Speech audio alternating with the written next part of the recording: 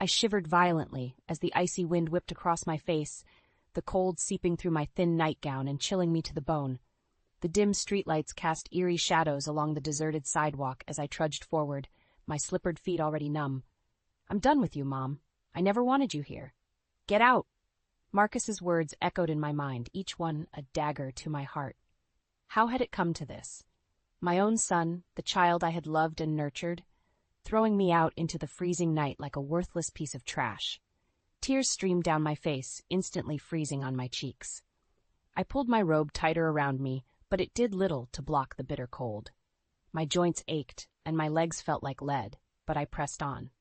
Ethan's house was only a few blocks away. He would help me. He had to.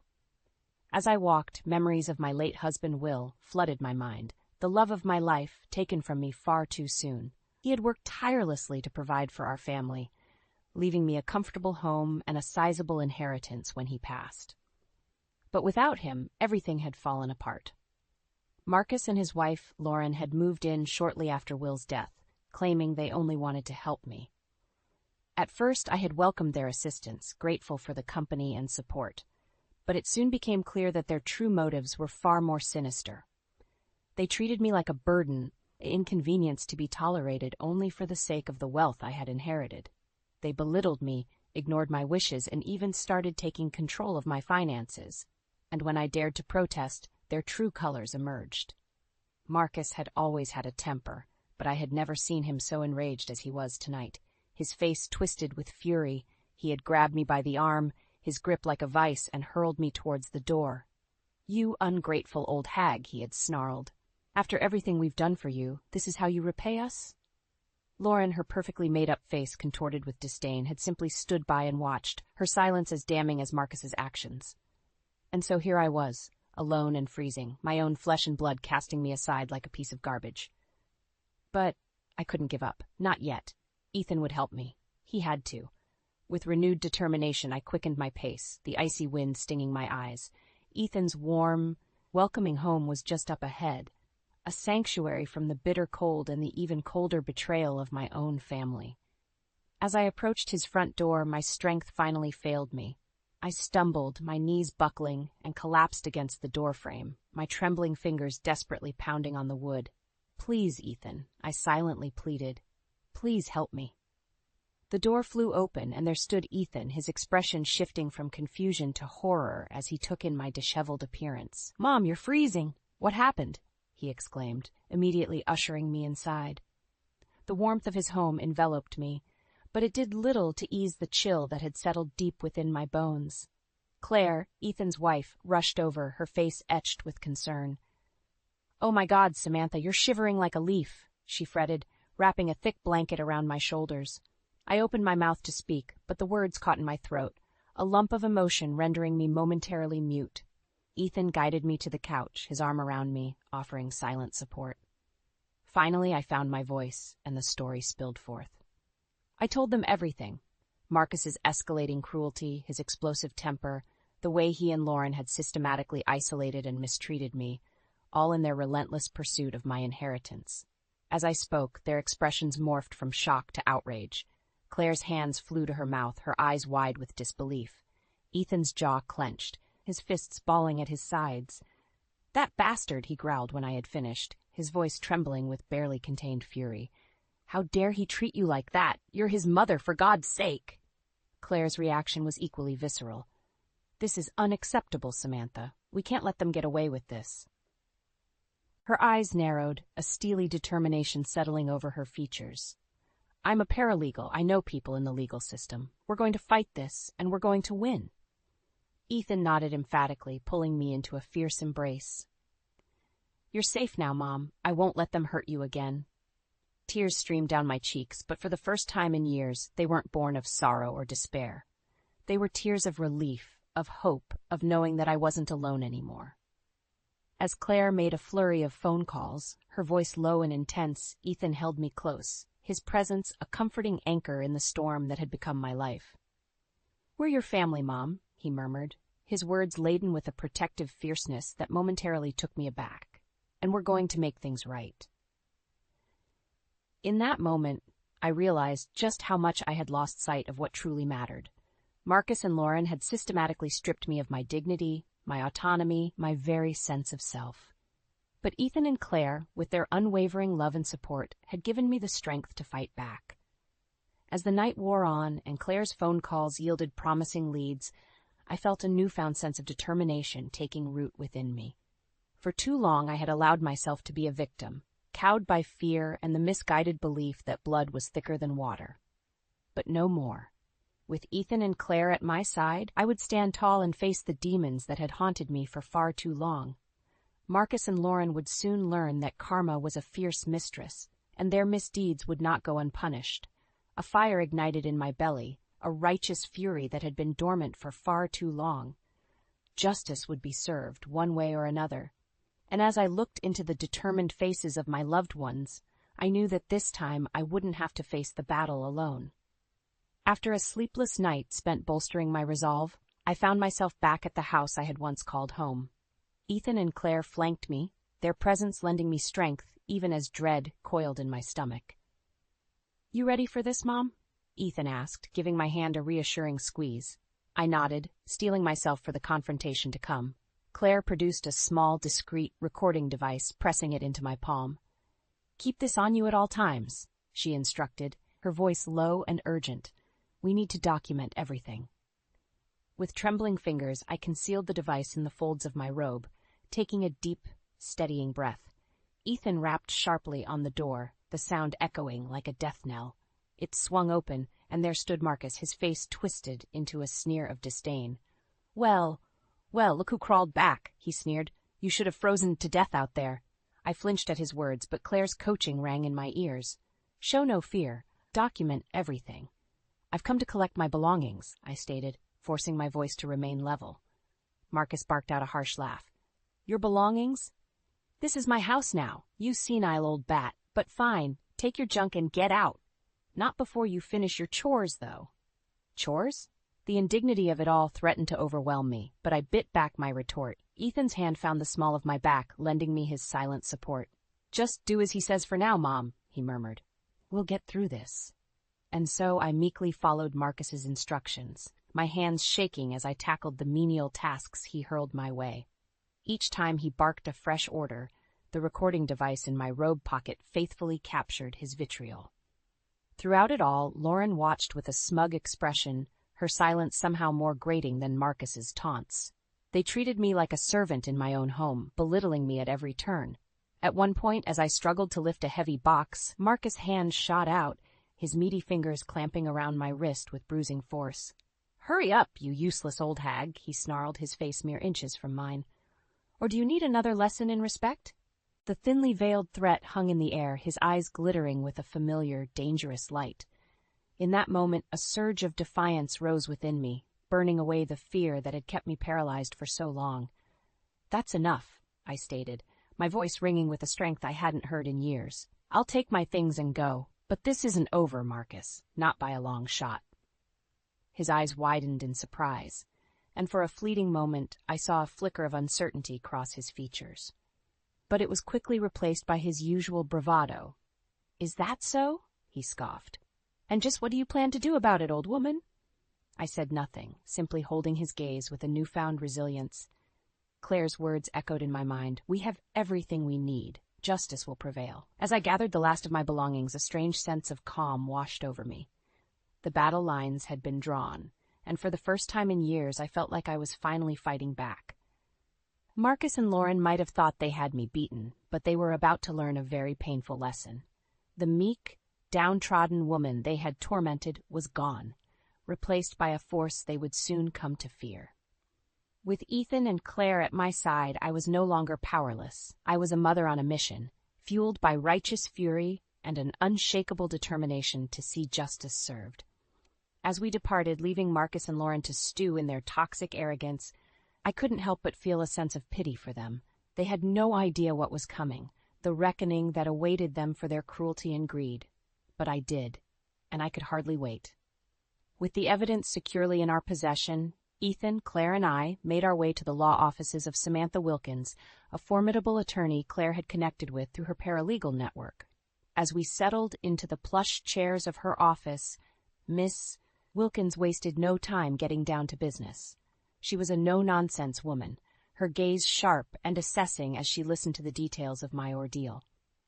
"This is a clear-cut case of elder abuse and financial exploitation," she stated matter-of-factly once I had finished speaking. "With the audio and video evidence you've provided, we have a very strong case against your son and daughter-in-law." Relief washed over me, tempered by a lingering sense of guilt. Marcus might have treated me abysmally, but he was still my child, my flesh and blood. Could I really bring myself to pursue legal action against him? Ethan, ever perceptive, seemed to sense my inner turmoil. "No more turning the other cheek, Mom," he said firmly, reaching across the desk to take my hand in his. "Let justice speak." Claire nodded emphatically.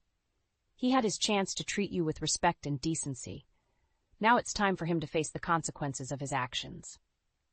Miss Wilkinson's expression softened slightly as she regarded me. "I understand this is a difficult decision, Mrs. Wilson, but your son and his wife have committed serious crimes, both morally and legally. You have every right to seek justice and restitution."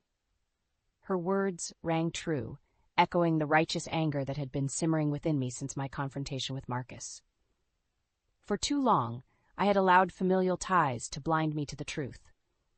That my own child had become a monster, consumed by greed and entitlement.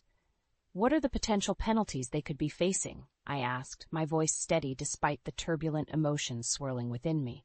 Miss Wilkins didn't mince words. "Given the severity of the abuse and the financial crimes involved, we're looking at potential jail time, hefty fines, and the loss of any claim to your assets or inheritance." A tremor ran through me at the thought of Marcus behind bars, but I quickly pushed it aside. He had brought this upon himself through his own despicable actions. "Good," I said, lifting my chin defiantly. "It's time he learned that actions have consequences." Ethan beamed at me, pride shining in his eyes. Claire, too, looked immensely pleased, nodding her approval. Over the next hour, Miss Wilkins outlined our legal strategy, explaining the intricate process we would need to follow to build an ironclad case. It was a daunting prospect, but with each minute that ticked by, my resolve only grew stronger. No more cowering in fear, no more allowing myself to be victimized by those who were supposed to love and protect me.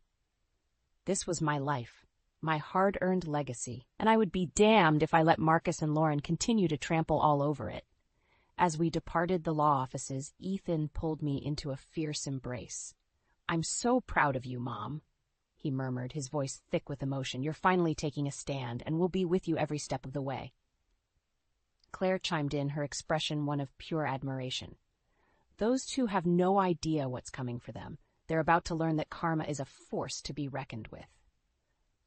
A small, grim smile tugged at my lips as I looked between my son and daughter-in-law. For the first time in years, I felt a sense of purpose, a fire ignited within me that refused to be extinguished. Marcus and Lauren thought they could bully and manipulate their way through life, trampling over anyone who stood in their path to wealth and power.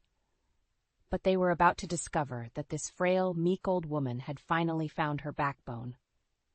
And I intended to make them regret ever crossing me. In the weeks that followed, our legal team worked tirelessly to build an airtight case against Marcus and Lauren. Every piece of evidence was meticulously cataloged, every potential witness interviewed and deposed. Through it all, my newfound determination never wavered. If anything, each new revelation, every sordid detail that came to light about my son and daughter-in-law's misdeeds, only served to further stoke the flames of my righteous anger.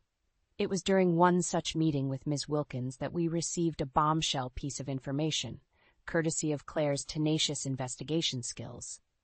"I've uncovered something that might help explain Marcus and Lauren's desperation," she announced, a grim look on her face as she slid a stack of financial records across the table. Miss Wilkins' brow furrowed as she scanned the documents, her frown deepening with each passing minute. Finally, she looked up, her expression grave. "These records show a pattern of reckless spending and mounting debt, all concealed from you, Samantha," she stated, her voice laced with a quiet fury. "It would appear that your son's motivations went far beyond simple greed. He was drowning in a sea of his own making, and he saw your inheritance as his lifeline."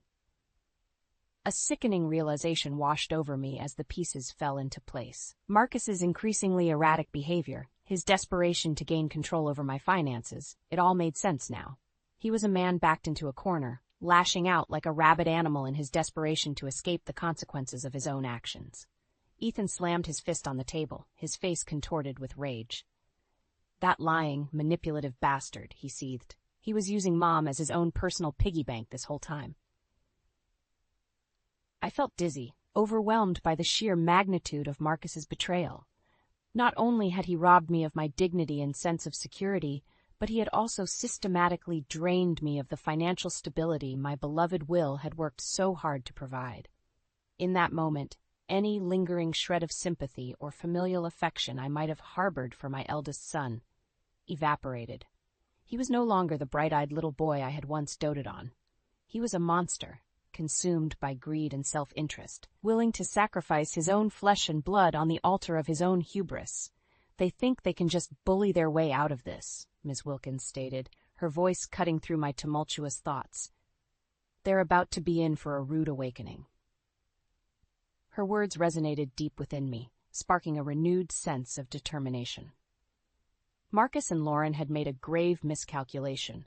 They had underestimated the indomitable spirit of a mother scorned. As the court date loomed ever closer, our team doubled down on our efforts, leaving no stone unturned in our quest for justice. I, too, played my part, scouring through old records and documents, determined to uncover any shred of evidence that could be used against my traitorous son and his equally despicable wife. The tension was palpable, the weight of the impending battle weighing heavily upon us all. But in those quiet moments when doubt threatened to creep in, I would remind myself of the strength that had carried me this far. The unbreakable bond I shared with Ethan and Claire, the unwavering support of our legal team, and the knowledge that I was finally taking a stand against those who had wronged me so grievously. Marcus and Lauren might have thought they could bully and manipulate their way out of this mess, but they were sorely mistaken. The tides had turned, and they were about to face the full force of a mother's wrath, fueled by years of pain and betrayal. No more cowering in fear, no more allowing myself to be a victim. This was my moment, my chance to reclaim the life and dignity that had been so cruelly stripped from me. And as the courtroom doors loomed ahead, I knew, without a shadow of a doubt, that justice would finally be served. The day of reckoning had finally arrived. As I stepped into the courtroom, flanked by Ethan and Claire, a hush fell over the gallery. All eyes were upon us, the spectators no doubt sensing the palpable tension that hung in the air. Marcus and Lauren were already seated at the defendant's table, their expressions a studied mix of boredom and disdain. But I could see the flicker of uncertainty in my son's eyes, the barely perceptible tightening of his jaw as he caught sight of me. Good, I thought grimly. Let him squirm. Miss Wilkins wasted no time in laying out our case, her opening statement a masterful blend of facts and emotional resonance. She painted a vivid picture of the abuse and exploitation I had endured, holding nothing back as she methodically outlined the evidence against Marcus and Lauren. When the first audio recording was played, the courtroom fell into a heavy silence, punctuated only by Marcus's venomous words echoing from the speakers. "Hurry up, you useless old hag. Or do you need another lesson in respect?" A collective gasp rippled through the gallery, and I couldn't help but steal a glance at my son. His face had drained of color, his bravado momentarily shaken as the full weight of his actions was laid bare for all to witness. But it was only the beginning. Over the next few hours, a damning portrait emerged, one of greed, cruelty, and utter disregard for the most sacred of familial bonds. Video footage showed Marcus physically intimidating me, his towering form looming over my frail stature as he hurled insults and threats. Witness after witness took the stand, corroborating my accounts of the emotional and financial abuse I had endured. Neighbors testified to hearing raised voices and heated arguments emanating from my former home, while financial experts broke down the intricate web of deceit Marcus had woven in his quest to drain my inheritance. Through it all, Lauren remained stoic, her perfectly coiffed veneer never slipping. But Marcus grew increasingly agitated, his mask of indifference cracking with each new piece of damning evidence. It all came to a head during the cross-examination, when the prosecution's line of questioning backed him into a corner, forcing him to confront the true depths of his depravity. "So, let me get this straight, Mr. Wilson," the prosecutor said, his voice dripping with disdain. "You systematically isolated and abused your own mother, all in the hopes of gaining control over her finances to cover up your own reckless spending and mounting debts?" Marcus visibly bristled, his face flushing an angry crimson. "That's a lie!" he snarled, his voice rising in desperation. "I was just trying to help her, to protect her assets." The prosecutor arched an eyebrow, his gaze unwavering. "Is that so? Then how do you explain the recordings of you threatening physical violence against her? Or the financial records clearly indicating that you had already begun siphoning funds from her accounts for your own personal use?" A muscle twitched in Marcus's jaw as he struggled to formulate a response, his eyes darting wildly around the courtroom. In that moment, he looked every bit the cornered animal, his carefully constructed facade crumbling under the weight of his own lies and deceit. "You can't prove any of that," he finally spat, his voice trembling with barely contained fury. But the prosecutor simply smiled, a cold, predatory gleam in his eye. "I believe the evidence speaks for itself, Mr. Wilson. Your lies are over. The truth is undeniable." As Marcus erupted into a fit of impotent rage, hurling insults and accusations that only further condemned him, I couldn't help but feel a sense of grim satisfaction wash over me. The monster who had tormented me for so long was finally being unmasked, his true nature laid bare for all to see, and as the judge called for order, his gavel ringing out like a death knell, I knew that justice was finally within my grasp. The long, arduous battle was nearly over, and I had no doubt that victory would be ours. The courtroom fell deathly silent as the judge prepared to deliver his verdict. The tension was palpable, the air thick with anticipation, and the weight of the evidence that had been so meticulously laid out before him. Marcus and Lauren sat rigidly at the defendant's table, their faces pale masks of forced indifference. But I could see the fear flickering in my son's eyes, the subtle tremor in his hands betraying the bravado he so desperately clung to. Good, I thought grimly. Let him squirm. The judge cleared his throat, his gaze sweeping over the courtroom with an impassive weight. "In light of the overwhelming evidence presented," he began, his voice ringing out with a clarity that seemed to echo off the very walls, "I have no choice but to find the defendants, Marcus Wilson and Lauren Wilson, guilty on all counts." A hushed murmur rippled through the gallery, but I remained utterly still, my focus locked solely on the man who had once been my beloved child. Marcus's jaw clenched tightly, his knuckles whitening as he gripped the edge of the table with a vice-like grip. The judge continued, his words measured and precise. "The crimes committed against Samantha Wilson were nothing short of reprehensible, a gross violation of the most sacred of familial bonds, driven by greed and a callous disregard for human decency."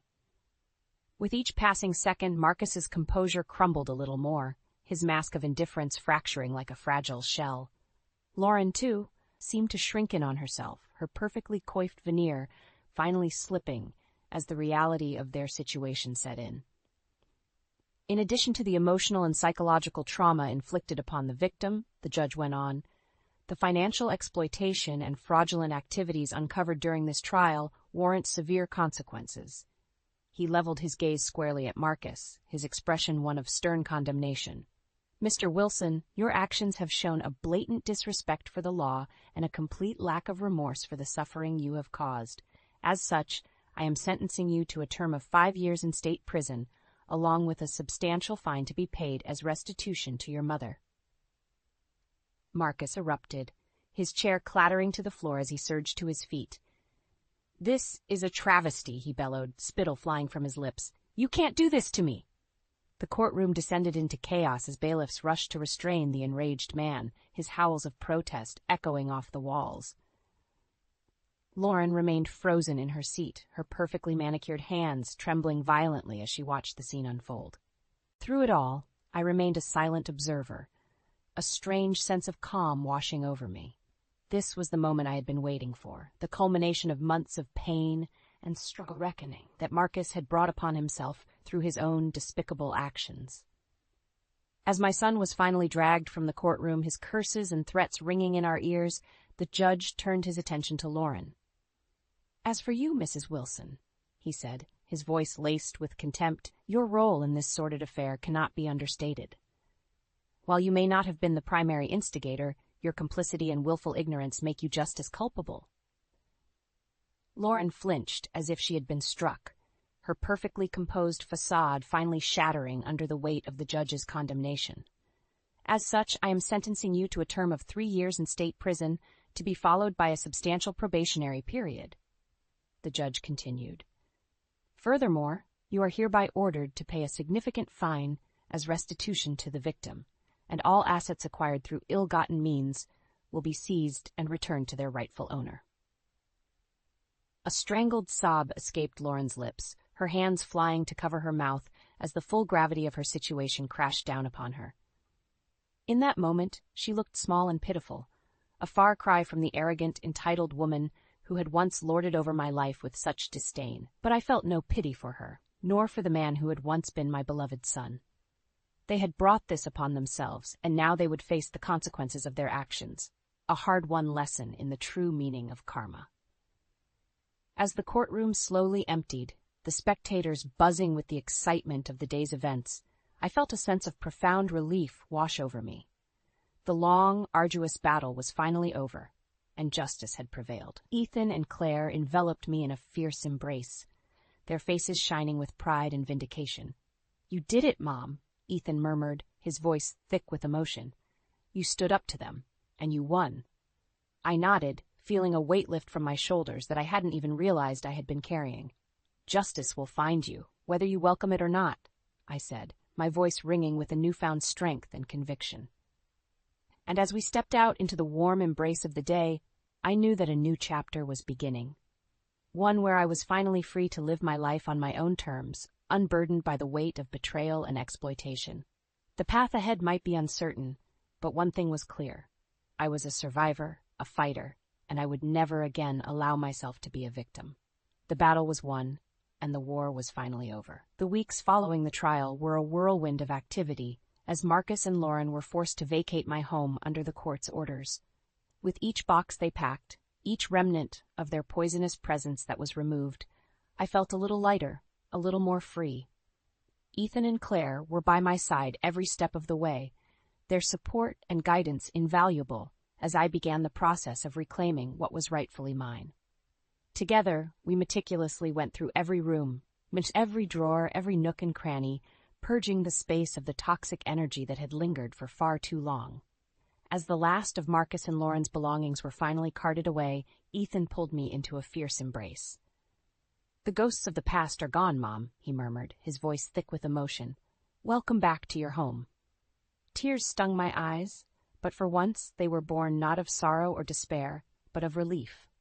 A cathartic release of all the pain and anguish I had endured at the hands of those who were supposed to love and protect me. In the days and weeks that followed, Ethan, Claire, and their children became a constant, joyful presence in my life, filling the once empty halls with the sound of laughter and love. Their frequent visits were a balm to my weary soul, a reminder that I was no longer alone, no longer forced to cower in the shadows of my own home. As the physical scars of Marcus and Lauren's occupation faded, the emotional wounds began to heal as well. With the help of a therapist recommended by Claire, I slowly unpacked the trauma I had endured, confronting the fear and self-doubt that had allowed me to become a victim in the first place. It wasn't an easy journey, but each small victory, every step forward on the path to reclaiming my sense of self, filled me with a newfound strength and resilience. I was no longer the meek, downtrodden woman who had allowed herself to be systematically stripped of her dignity and autonomy. I was a survivor, a fighter, and I would never again let anyone hold that kind of power over me. As the months passed, news of Marcus and Lauren's legal troubles began to trickle in, each update a bittersweet reminder of the price they had paid for their greed and cruelty. Claire, ever the tenacious investigator, kept me apprised of every development, her face glowing with a sense of grim satisfaction each time a new piece of evidence came to light. "They're getting everything they deserve," she would say, her voice laced with a quiet fury. "And then some." I couldn't argue with her assessment. As painful as it was to watch my own son crumble under the weight of his misdeeds, a part of me couldn't help but feel a sense of vindication. He had made his choices, and now he was facing the consequences, a harsh lesson in the true meaning of karma. But even as the legal battles raged on, my focus remained firmly on the present, on the hard-won sanctuary I had reclaimed for myself. With each passing day, the echoes of Marcus and Lauren's reign of terror faded a little more, replaced by the warmth and laughter of a true family, one built on love, respect, and an unbreakable bond that no amount of cruelty or betrayal could ever hope to sever. As I stood in the living room one evening, surrounded by Ethan, Claire, and their children, I couldn't help but marvel at the transformation that had taken place. The once oppressive silence had given way to a cacophony of joy and laughter, the shadows banished by the radiant glow of love and acceptance. This was my life, my legacy, a hard-won victory snatched from the jaws of despair and suffering. And as I looked around at the faces of those who had stood by me through it all, I knew that no matter what challenges the future might hold, I would never again be alone. The battle was over, the war had been won, and I had emerged from the ashes a stronger, more resilient version of myself. A phoenix rising, reborn in the flames of my own indomitable spirit. What a joke! Derek's mocking voice echoed through the hallway, shattering my world into pieces. You really think that raggedy, upcycled garbage is going to sell? Wake up, sis. Raylan's living in a fantasy land. I froze, my heart pounding in my ears as I listened to my husband's scathing words, each one driving a fresh dagger into my soul. This wasn't some stranger criticizing my life's work. This was the man I'd loved and trusted, the father of my child. Harper's giggle cut through the stillness like a knife. Mom's so delusional. She honestly believes people will pay top dollar for old rags sewn together. Tears stung my eyes as the weight of their betrayal crashed down upon me.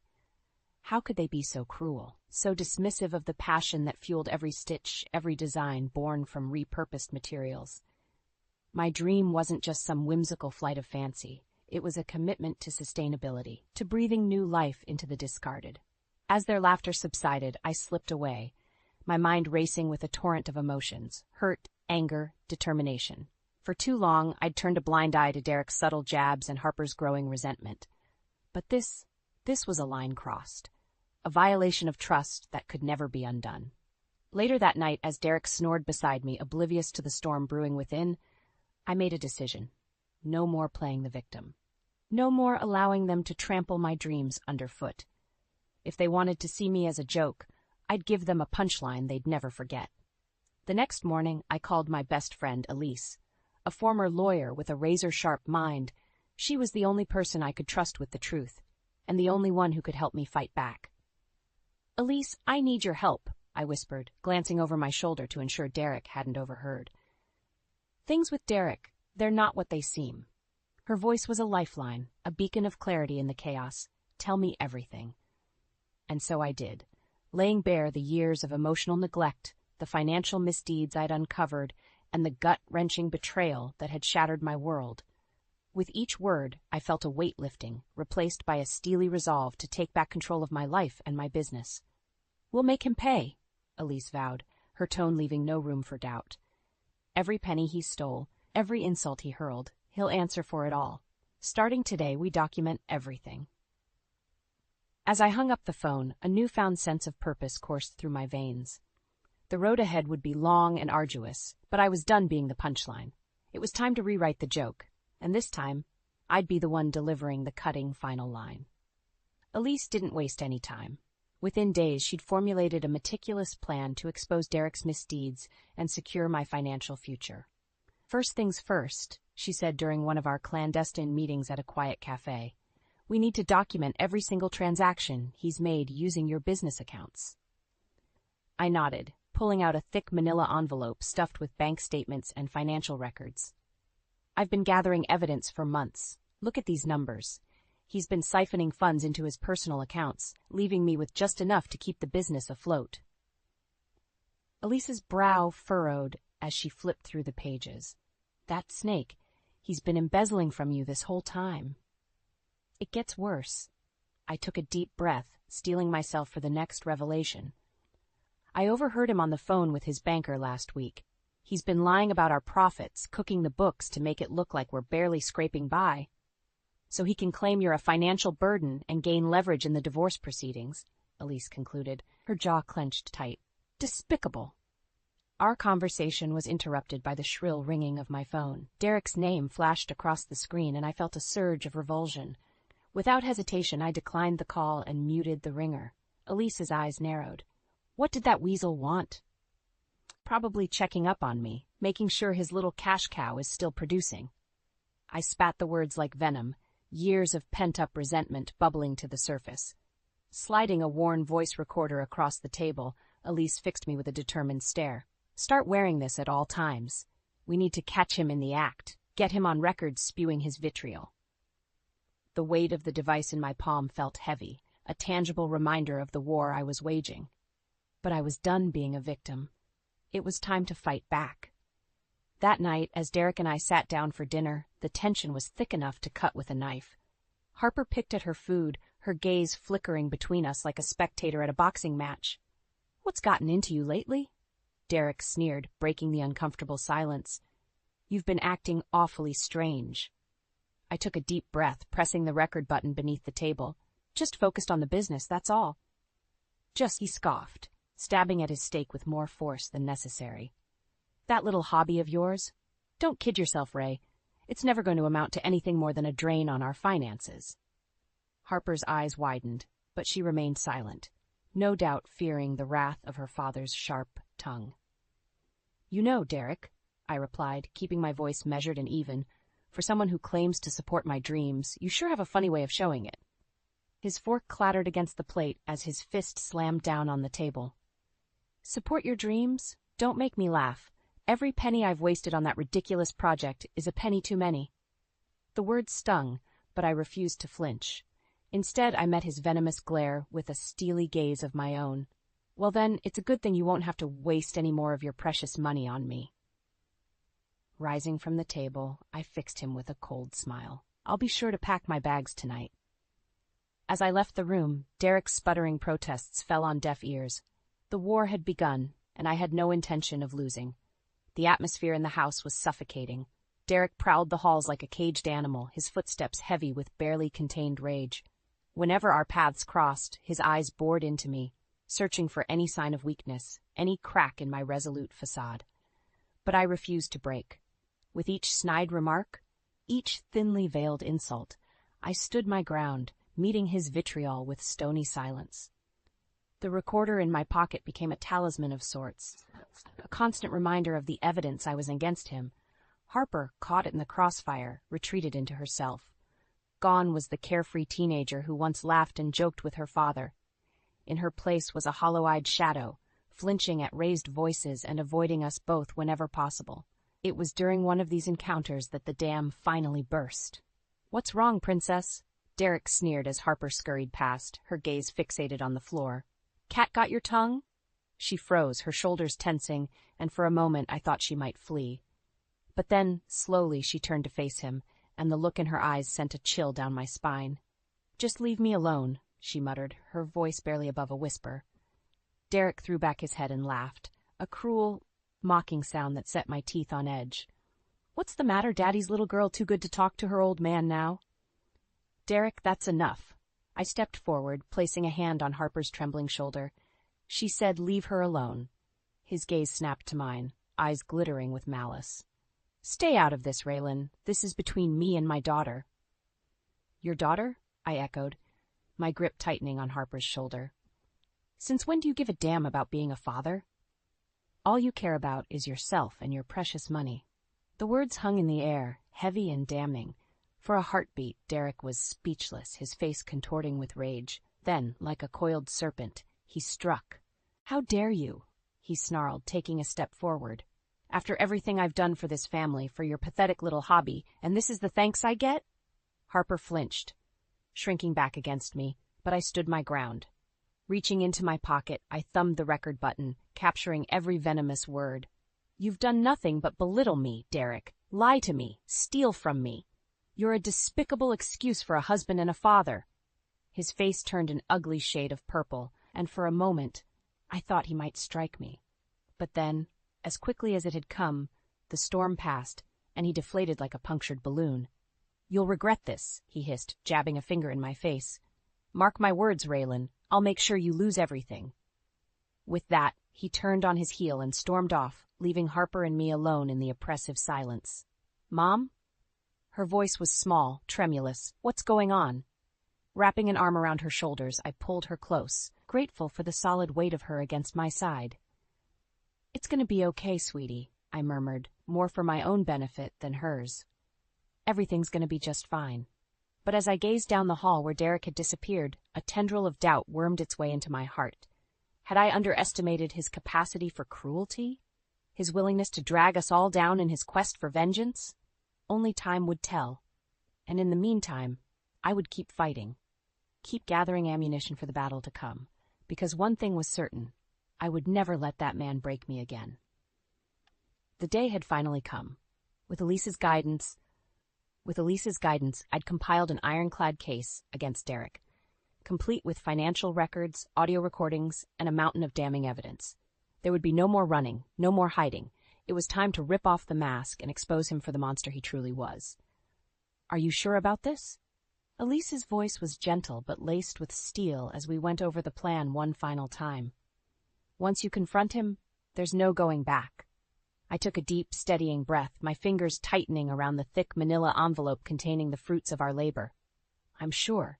He needs to answer for what he's done." A soft knock at the door shattered the tense silence. "Mom? Elise? It's me, Harper." My heart clenched at the weariness in her voice, a painful reminder of the toll this war had taken on her young spirit. Elise shot me a questioning look, and I nodded, bracing myself for the inevitable explosion. "Come in, sweetie." The door creaked open, and Harper slipped inside, her eyes wide and haunted. "Dad's home," she whispered, wringing her hands. "He's in the living room, waiting for you."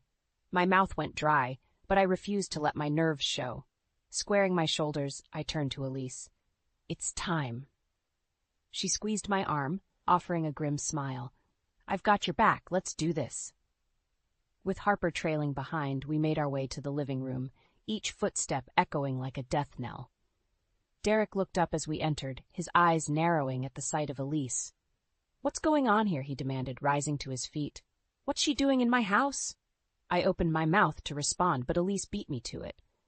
"Sit down, Derek," she said, her voice ringing with authority. "We need to have a little chat." He bristled, his jaw clenching. "I don't take orders from—" "Sit down." Elise's tone brooked no argument, and after a tense moment, Derek lowered himself back onto the couch, his eyes smoldering with barely concealed rage. Sliding the envelope onto the coffee table, I fixed him with an icy glare. "These are detailed financial records, documenting every single penny you've embezzled from my business over the past 5 years. His eyes widened, but he quickly regained his composure, scoffing dismissively. "You're delusional. I've done nothing but support your little hobby. Save it." I jabbed a finger at the envelope. "The evidence is right there, plain as day. Bank statements, wire transfers, everything." Derek opened his mouth, no doubt to spew forth another round of lies and denials, but I cut him off. "That's not all." Pulling out my phone, I queued up the first in a long line of audio recordings. "I have hours of footage documenting your emotional abuse, your constant belittling and degradation." As his own voice filled the room, hurling insults and venom with chilling casualness, Derek's face drained of color. Harper gasped, her hands flying to her mouth as she listened to her father's hateful words. "No." Derek's voice was little more than a hoarse croak. "You can't. That's not—" "It's over, Derek."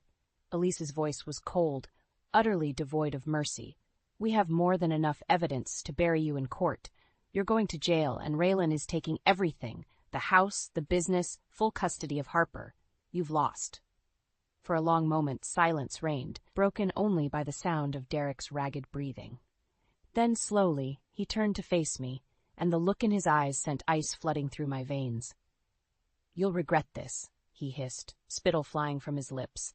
"I swear to God, Raylan, I'll make you suffer for this. You and that little brat will wish you'd never been born." Before I could respond, Harper was there, stepping between us with her shoulders thrown back and her chin raised in defiant challenge. "That's enough out of you," she spat, her voice trembling but unwavering. You're the one who's going to suffer, you pathetic excuse for a father, and you'll have no one to blame but yourself. Pride swelled in my chest as I watched my daughter stand tall against the man who'd tormented us for so long. In that moment, I knew we would be okay. We would survive this nightmare, and maybe, just maybe, we'd emerge stronger than ever before. Derek opened his mouth, but whatever vile retort he'd intended died on his lips. With a snarl of impotent rage, he turned and stormed from the room, leaving us standing in silence amidst the wreckage of his shattered lies. It was over. The war had been won. The silence that followed Derek's departure was deafening. Harper and I stood frozen, still processing the explosive confrontation that had just unfolded. Elise was the first to break the stillness, letting out a long, shuddering breath. "Well, that could have gone better," she muttered, running a hand through her disheveled hair. Harper whirled on her, eyes blazing with a mixture of hurt and anger. "You think? That was my dad you just destroyed back there." "Harper," I began, reaching out to her, but she jerked away, hugging herself tightly. "Don't. Just don't." Her voice cracked, and I watched in dismay as tears spilled down her cheeks. "How could you do this, Mom? How could you keep this from me?" The accusation in her tone was like a physical blow, stealing the breath from my lungs. "Sweetie, I was just trying to protect you." "Protect me?" She let out a harsh, bitter laugh. "From what? The truth? The fact that my own father is a lying, cheating scumbag?" Each word lanced through me, raw and agonizing. Elise stepped forward, her expression softening. "Harper, your mom did what she had to do to keep you both safe. Derek is a dangerous man, and I don't want to hear it." Harper exploded, whirling on Elise with clenched fists. "You have no idea what you've done, what this is going to do to our family." The anguish in her voice cut me to the core. I wanted nothing more than to take her in my arms, to shield her from the pain and betrayal that had torn our lives asunder. But I knew, deep down, that this was a wound that could not be salved with empty platitudes or motherly affection. This was a hurt that ran bone deep, a festering wound that had been ripped open and left to bleed. "Harper, please." I tried again, fighting to keep my voice steady. "I never wanted to lie to you, but Derek, he was out of control. He was stealing from me, sabotaging my business, and I was afraid if I told you the truth, he might." "Might what?" she spat, rounding on me with fresh venom. "Hurt us? Abandon us? Well, congratulations, Mom, because now he's going to do both of those things, and so much worse." Her words hit their mark, and I flinched as if struck, because deep down I knew she was right. In my quest for justice, for vengeance against the man who had betrayed and belittled me, I had set in motion a chain of events that would undoubtedly tear our family apart.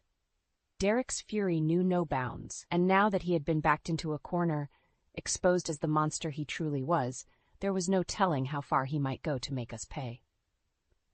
A small, traitorous voice whispered that perhaps it would have been better to simply cut my losses, to walk away and start anew. But I knew, in my heart of hearts, that such a path would have led only to more pain, more suffering at his hands. No, I had done the right thing, the only thing I could do to protect Harper and myself from his toxic influence. But that knowledge did little to dull the ache of my daughter's resentment, the guilt that gnawed at my soul for the turmoil I had thrust upon her.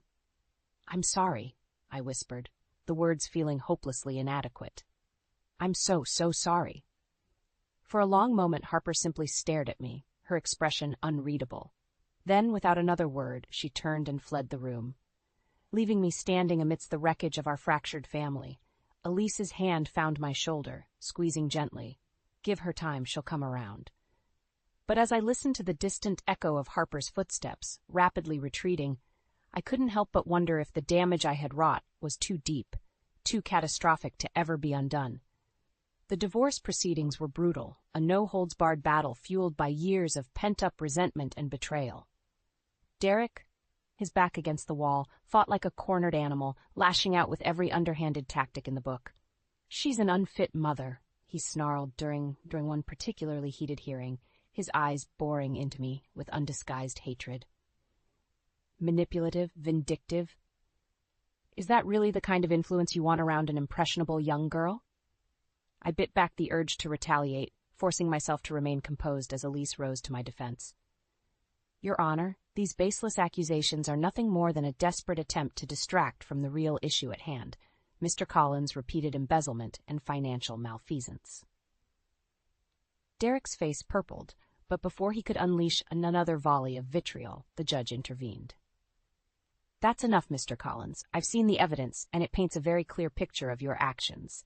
Unless you have something of substance to add, I suggest you remain silent." Seething, Derek slumped back in his chair, glowering at me from beneath hooded brows. The message in his eyes was clear. This was far from over. With each passing day, the divisions within our shattered family grew deeper and more pronounced. Harper, caught in the crossfire, retreated further into herself, alternating between bouts of stony silence and explosive outbursts directed at both Derek and me. "I hate you both," she raged one night, hurling a glass against the wall with enough force to shatter it into 1,000 pieces. "You've ruined everything."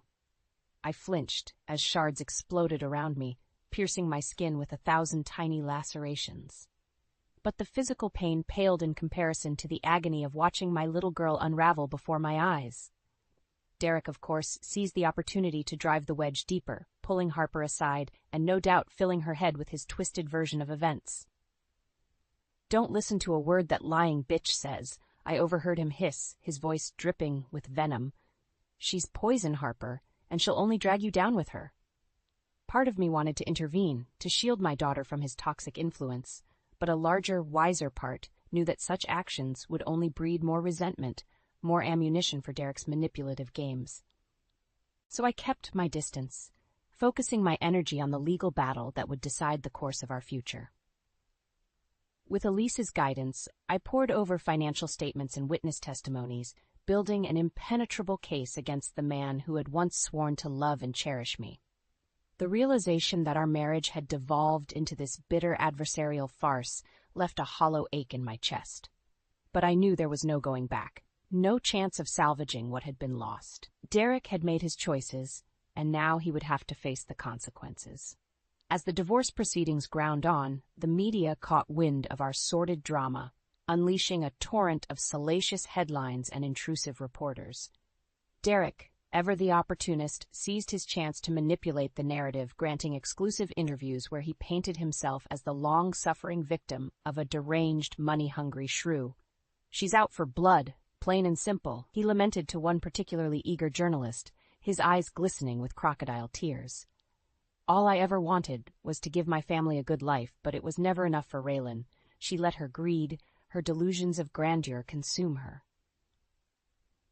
I watched in disgust as his lies played out across newspapers and television screens, each fabrication more outrageous than the last.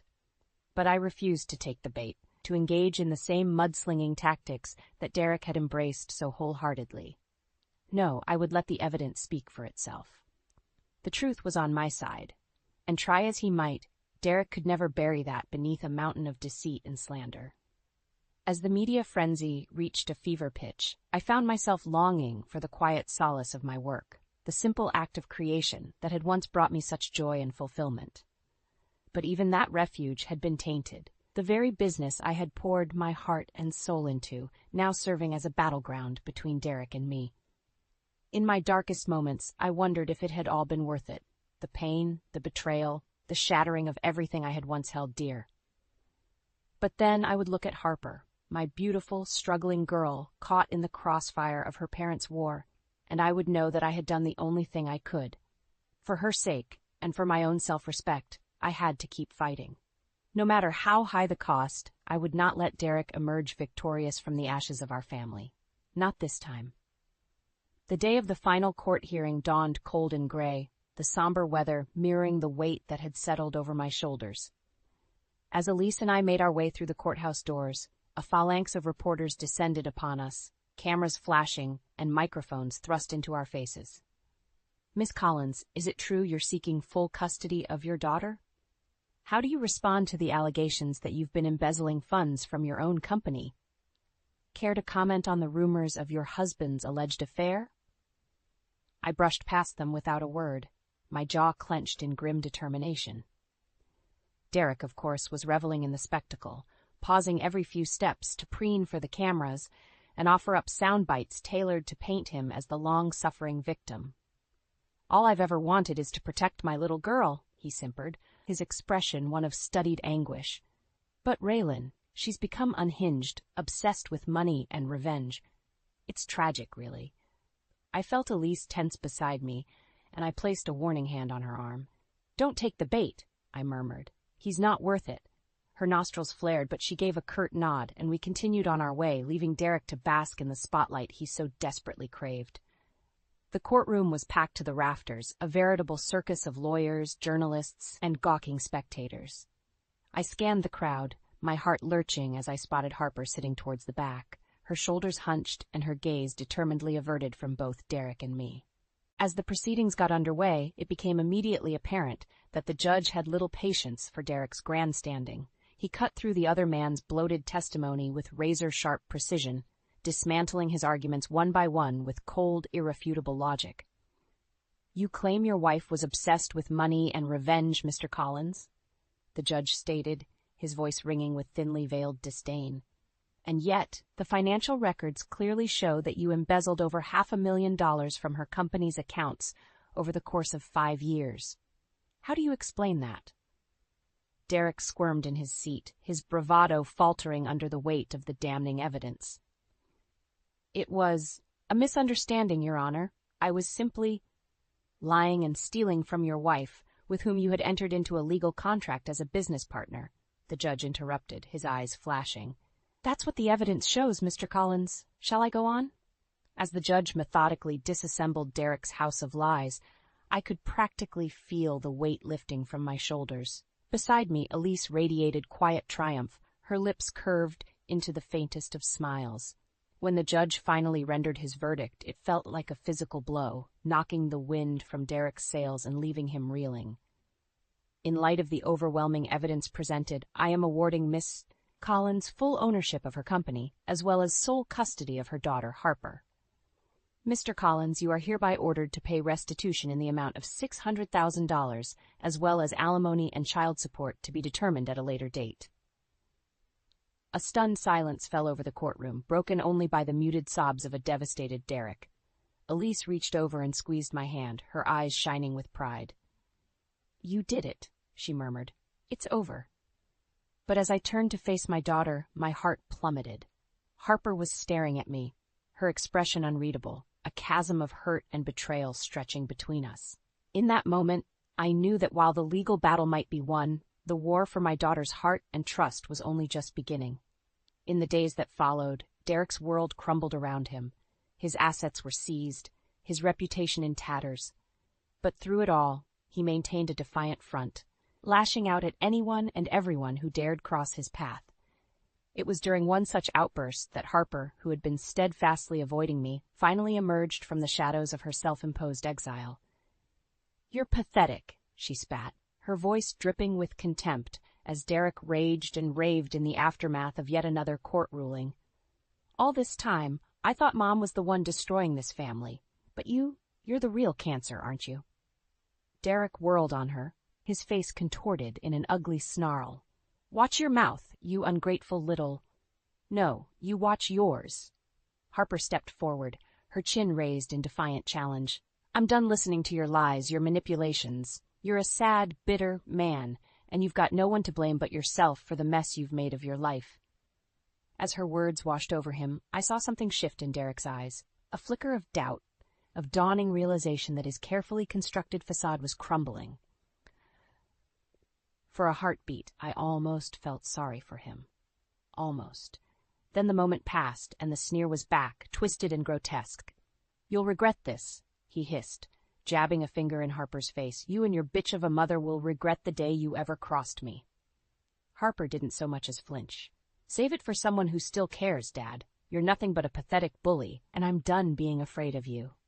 With that, she turned and walked away, leaving Derek gaping in her wake like a landed fish. Our eyes met for the briefest of moments, and in that fleeting glance I saw a glimmer of the old Harper, strong, defiant, unbroken.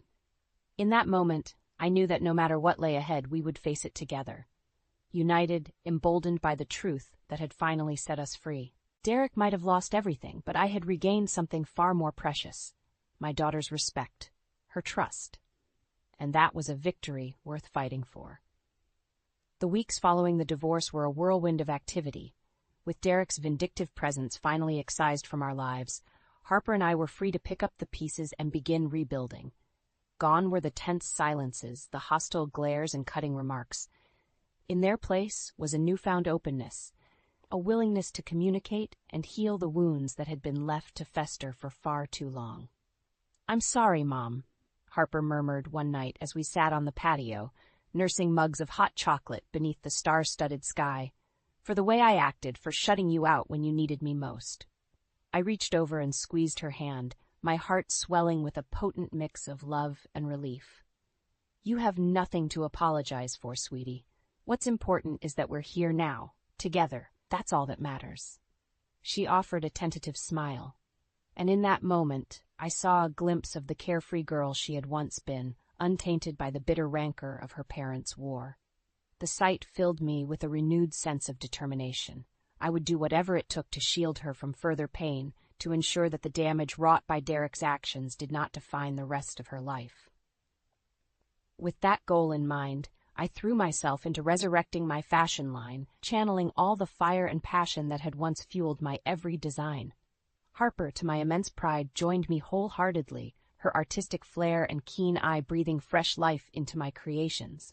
"You know, this whole sustainability thing is actually kind of cool," she remarked one afternoon as we pored over a pile of discarded fabric swatches. "Who knew old rags could look so chic?" I laughed, reveling in the sound of her teasing lilt. "I tried to tell you, didn't I? But you were too busy mocking your poor, delusional mother." She pulled a face, her cheeks flushing with embarrassment. "Yeah, well, I was young and stupid. Not to mention brainwashed by a certain lying snake of a father. The barb stung, but I knew there was no venom behind it, only the stark truth that we were both still coming to terms with." Reaching out, I cupped her cheek, marveling at the way she leaned into my touch rather than recoiling. "The important thing is, we're here now, together, and nothing is ever going to tear us apart again." The words felt like a vow, a solemn promise to the both of us. Harper's eyes glistened with unshed tears, but she blinked them away, offering me a watery smile. "You're right. It's you and me against the world, Mom. Always and forever." As our new line began to take shape, the media caught wind of our triumphant reemergence, fueling a flurry of interest and speculation. Interview requests poured in, each more eager than the last to get the inside scoop on our phoenix-like rise from the ashes of scandal and betrayal. I dismissed them all with a polite but firm refusal. This story, our story, was not fodder for the gossip rags or salacious tell-alls. It was ours, a hard-won victory forged in the fires of pain and heartbreak. The only validation I needed was the look of pride in Harper's eyes as we put the finishing touches on our debut collection. Gone were the dark circles and haunted gaze. In their place was a radiant, effervescent joy that warmed me to my very core. "We did it, Mom," she breathed, running her fingers over the intricate stitching of one particularly striking ensemble. "Against all odds, we actually pulled this off." Wrapping an arm around her shoulders, I pulled her close, savoring the moment. "Of course we did, baby girl. When have you ever known your mother to back down from a fight?" She laughed, the sound ringing like music through the bustling studio. "Fair point. Though to be honest, I think it was my stubborn determination that really saved the day." "Is that so?" I arched an eyebrow, unable to resist the playful banter. "Well, in that case, maybe I should start calling you Mom instead." Harper made a face, sticking out her tongue. "On second thought, let's not go that far. One diva in the family is more than enough." We dissolved into a fit of giggles, the easy camaraderie a soothing balm on the wounds of the past. In that moment, it was as if the years of turmoil and heartache had never happened. We were just a mother and daughter, united in our love for each other and the craft that had helped heal us both. The night of our launch party, I could scarcely believe how far we'd come. Harper was radiant in one of our signature creations, her megawatt smile lighting up the room as she worked the crowd with effortless poise. Watching her charm and dazzle the assembled fashionistas and industry bigwigs, I felt a surge of pride so intense it nearly stole my breath away. This was her moment, our moment, and no one, not Derek, Not the naysayers who had doubted us at every turn could ever take that away. As the night drew to a close and the last of the well-wishers trickled out, Harper made her way over to me, her eyes sparkling with unbridled joy. "Well," she murmured, looping her arm through mine, "what did you think? Was it everything you dreamed it would be?" Pulling her close, I pressed a kiss to her temple, my heart so full I thought it might burst. "It was more than I ever could have imagined," I whispered fiercely, "and it's only the beginning, baby girl, for both of us." As we stood there, silhouetted against the twinkling lights of our newfound success, I knew that no matter what challenges the future held, we would face them head-on, side by side, unbroken, unstoppable, invincible. A mother and daughter, forged in the fires of adversity and tempered by the indomitable strength of our bond. Our story was far from over. It had only just begun.